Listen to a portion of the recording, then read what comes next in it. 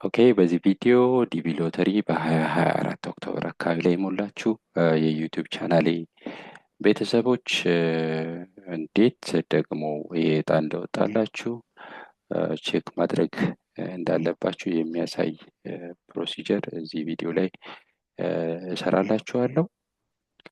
እንግዲህ ከሚ 3 ከትላንት ማታ ጀምሮ ማለት ነው ዲቪ ሎተሪ መውጣቱን ስቴት ዲፓርትመንቱ አብስሯል። ፔጁም አክቲቭ ነው። ስለዚህ የኮንፈርሜሽን ነምበር፣ የአያት ስም እና ደግሞ አውተንቲኬሽን እና ዴት ኦፍ በርዝ ከሞላችሁ በኋላ ኤቭሪቲንግ አክቲቭ ነው። ከዛ ሰሚት ስትሉ ምን ታገኛላችሁ? ወጦላችኋል አልወጣላችሁም የሚለውን ነገር ቼክ ማድረግ ትችላላችሁ በቀላሉ ማለት ነው። ሶ በጎግላችሁ ላይ ዲቪ ሎተሪ 2026 ነው የምትሉት ማለት ነው። ኦኬ ኢሜጅ ኦፕሽኑን ስለነካው ነው። ኦል ኦፕሽን ትነካላችሁ፣ ፕሬስ ታደርጋላችሁ። ዘን ኤሌክትሮኒክ ዳይቨርሲቲ ቪዛ የሚል ይመጣል። የስቴት ዲፓርትመንቱ የገቨርንመንት ፔጅ ነው ማለት ነው። ራይት ትክክለኛ ፔጅ ነው። ሶ ይሄን ክሊክ ታደርጋላችሁ።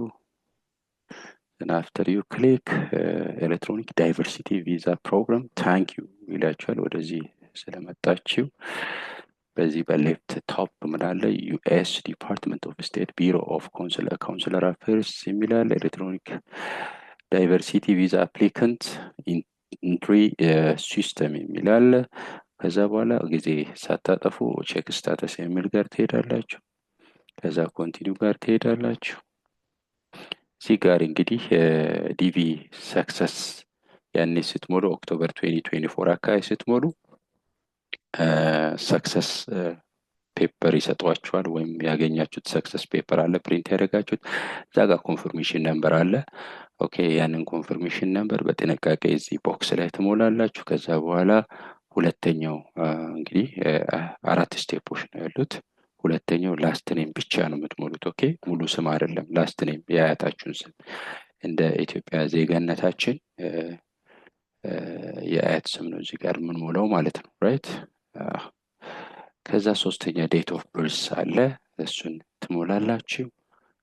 1980ዎች ላይ የተወለዳችሁ በፈረንጆች ማለት ነው። 86 87 88 70 ላይ የተወለዳችሁ ሰባዎች ቤት 1970 2000ዎች ውስጥ ደግሞ እንደዚሁ የተወለዳችሁ ሜቢ አኮርዲንግ ቱ ዩር ኤጅ በግሪጎሪያን ካላንደር ትሞላላችሁ። እዚህ ጋር ደግሞ አውተንቲኬሽን ኔማችሁን አውተንቲኬሽን ነምበራችሁን ትሞላላችሁ። ኦኬ ሶ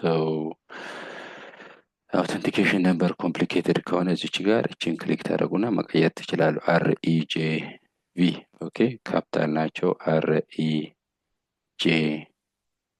something ኦኬ። ከዛ በኋላ ሁሉን መረጃ መሙላታችሁን ቼክ አራቱንም ፓርት መሙላታችሁን ቼክ ታደርጋላችሁ። ዘን ሰሚት ትላላችሁ ማለት ነው። ራይት ሰሚት ስትሉ ካልደረሳችሁ እዚህ አካባቢ ላይ እንዳልደረሳችሁ you are not selected for further process የሚል አለ። ከደረሳችሁ እዚህ አካባቢ you are selected congratulations you are selected for further process የሚል መልእክት ይመጣላችኋል ማለት ነው። ሰው መልካም እድል እመኝላችኋለሁ። አመሰግናለሁ።